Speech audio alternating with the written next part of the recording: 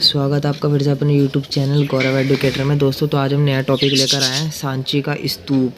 ठीक है, तो सांची का स्तूप आज हम जानेंगे, इसके इतिहास, विशेषताएं, मतलब ऑल ओवर पूरा सांची का स्तूप का टॉपिक इसमें मैं कवर कर दूंगा कि इसकी विशेषताएं क्या है, इसका मतलब कैसे निर्माण हुआ था, कौन कौन इसमें शासक रह गए हैं और गौतम बुद्ध जी की इसमें क्या भूमिका रही है।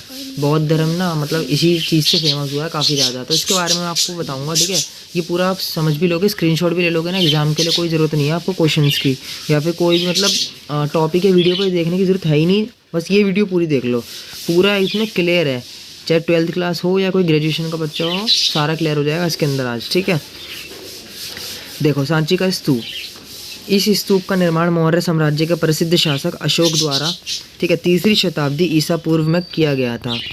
इस निर्माण का कार्य अशोक ने अपनी पत्नी महादेवी सक्या कुमारी को सौंप दिया था, जो विदेश्य राज्य की एक व्यापारी की बेटी थी। ठीक है, ये चीज़ें आपको याद रखनी है, मेन चीज़ें बहुत ही नॉर्मल सी। सम्राट अशोक और सक्या कुमारी का विवाह भी सांची में हुआ था, तो ये बहुत मेन चीज़ है कि इन दोनों का विवाह कब हुआ था। सम्राट अशोक और सक्या कुमारी का विवाह कहाँ हुआ था? सांची में ही हुआ था। इस स्तूप का निर्माण का कार्य भी इन दोनों ने करवाया था। ठीक है, इस स्तूप को पहले ईंटों से बनवाया गया था, ठीक है, जिसे शुंभ कला के दौरान पत्थरों से ढक दिया गया था। ठीक है, शंभु कला के दौरान पत्थरों से ढक दिया गया था, याद रखना। इस स्तूप में तोरण द्वार, कटघरों का निर्माण सत्यवाहन कालों में किया गया था। ठीक है, सातवाहन कालों में किया गया था। इस स्तूप में जो तोरण द्वार थे ना, उसका जो निर्माण हुआ था, कटघरों का निर्माण सातवाहन कालों में किया गया था। ठीक है, जिन्हें सुंदर रंगों से रंगा गया था। ठीक है, तो ये बहुत इजी चीज़ है, इसको आप लर्न रखना। ठीक है, बाकी थोड़ा सा नॉइज आ रहा है इधर उधर से, इसको थोड़ा इग्नोर करना यार। ठीक है, तो हम आगे बढ़ते हैं। अब द्वार पर करी गई कलाकृतियों और आकार, ठीक है, को सातवाहन राजा सतकर्णी ने ही निर्धारित किया था। ठीक है, जो दीवार पर जो भी कलाकृतियाँ हुई थी ना, आकार वगैरह जो भी बनवाए गए थे, वो सातवाहन राजा सतकर्णी ने ही निर्धारित किया था। ठीक है, तो अब आगे बढ़ते हैं। स्तूप क्या होते हैं? स्तूप क्या होते हैं अब हम जानेंगे। स्तूप वो पवित्र स्थल होते हैं जिसे, ठीक है, चैत्य भी कहा जाता है, याद रखना, स्तूप को चैत्य भी कहा जाता है। इसका आकार एक अर्ध गोलाकार टीले की संरचना जैसा होता है। ठीक है, इसका उपयोग पवित्र बौद्ध अवशेष को रखने के लिए किया जाता है और वहाँ पर भगवान गौतम बुद्ध की आराधना की जाती है। ठीक है, इस स्तूप में क्या, गौतम बुद्ध की आराधना की जाती है, इसलिए गौतम बुद्ध जो धर्म है ना, काफ़ी फेमस हुआ था इसी से ही। ठीक है, तो ये चीज़ याद रखना, बौद्ध धर्म की कोई भी विशेषता आ जाए तो स्तूप को जरूर उसमें खींच के लिए आना, क्योंकि स्तूप उसमें मेन है। माना जाता है कि महापरिनिर्वाण के टाइम महात्मा बुद्ध ने अपने शिष्य अनंत को कहा था, उससे उनकी मृत्यु के बाद, ठीक है, उनके अवशेष को पूरे विश्व में फैलाकर उनके स्तूप बनाए जाए। ठीक है, तो जो गौतम बुद्ध थे ना, उन्होंने कहा था अपने अनंत को कि जब उनकी मृत्यु हो जाए ना, तो उनके अवशेषों को पूरे विश्व में फैलाकर उनके जो है स्तूप बनाए जाएँ। ठीक है, जिससे कि जो धर्म है, बौद्ध धर्म है, काफ़ी फेमस हो जाए। ठीक है, अब विशेषताएँ जानेंगे हम इनकी। सांची में स्थित स्तूप भारत के सबसे पुराने पत्थरों की संरचना है, याद रखना, भारत के सबसे पुराने पत्थरों की संरचना क्या है? सांची के जो स्तूप है, जिसका निर्माण 3री शताब्दी में सम्राट अशोक द्वारा कराया गया था। ठीक है, ये हमने ऊपर भी जाना था अभी। ये प्रसिद्ध स्तूप चौथी शताब्दी तक निरंजन हो गया था। ठीक है, निरंजन हो गया था क्योंकि इसके संरक्षण के लिए किसी भी शासक ने इस पर ध्यान नहीं दिया था। मतलब उस टाइम पर ना ये जो स्तूप था ना, जो भी है, निरंजन हो गया था, मतलब कि एकदम घटिया टाइप, मतलब बेकार सा हो गया था, क्योंकि वहाँ पे किसी शासक ने उस पर ध्यान ही नहीं दिया था स्तूप के ऊपर।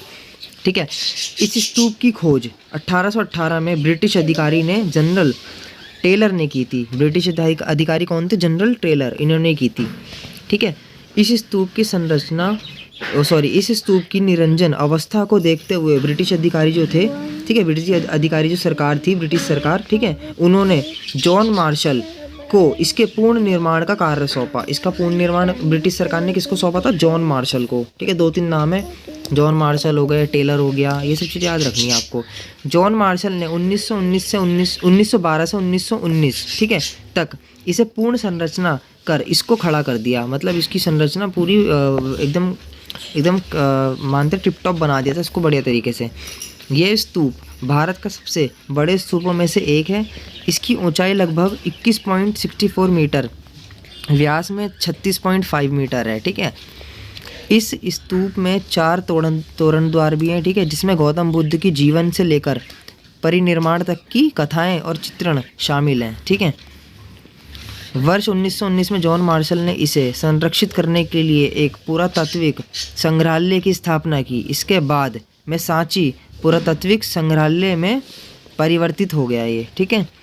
सांची नामक स्थान पर गौतम बुद्ध द्वारा कभी भी दौरा नहीं किया गया था, ठीक है। सांची नामक स्थान पर गौतम बुद्ध द्वारा कभी भी दौरा नहीं किया गया था, ठीक है। भले ही आज स्थान बौद्ध धर्म का इतिहास महत्व रखता है, मतलब कि जो सांची नामक स्थान था ना, वहाँ पे कभी गौतम बुद्ध गए ही नहीं थे, ठीक है। और भले ही वो मतलब तब भी भाई वो मतलब सांची जो है ना बौद्ध धर्म से फेमस है, मतलब बौद्ध धर्म का एक ऐतिहासिक महत्व है वहाँ पर, ठीक है।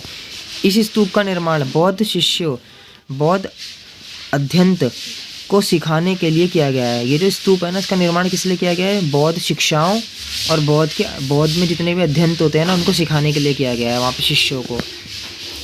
इस स्तूप के निकट सबसे प्रसिद्ध सारनाथ की तरह 4 शेर शामिल हैं, ठीक है।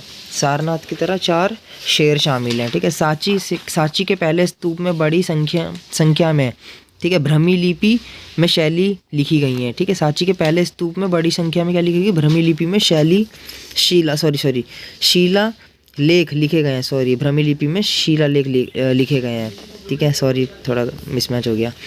इस स्तूप की संरचना शिल्प कला को देखते हुए वर्ष 19 में, ठीक है, वर्ष 19 में यूनेस्को द्वारा विश्व धरोहर घोषित किया जा चुका है, ठीक है। इस स्तूप की संरचना शिल्प कला को देखते हुए वर्ष 19 में, ठीक है, यूनेस्को द्वारा विश्व धरोहर घोषित किया गया है, ठीक है। याद रखना, विश्व धरोहर किसको घोषित किया गया है? स्तूप को, ठीक है, सांची के स्तूप को। तो यही है मेन पॉइंट, विशेषता वगैरह सब जान लिया, कब बना, कैसे बना, क्या खोज हुई, किसकी भूमिका इसमें रही। तो मतलब कहीं जाने की जरूरत नहीं है वीडियो में यार, स्क्रीनशॉट लो और घटाघट पेपर में ही पेल कर आ जाओ, ठीक है। कहीं नहीं गए आपके 50 नंबर, ठीक है। तो मिलते हैं अगली वीडियो में, तब तक के लिए जय हिंद, वंदे मातरम। सपोर्ट करो, चैनल को वायरल करो और नई नई वीडियोज़ आती रहेंगी इसके अंदर, ठीक है।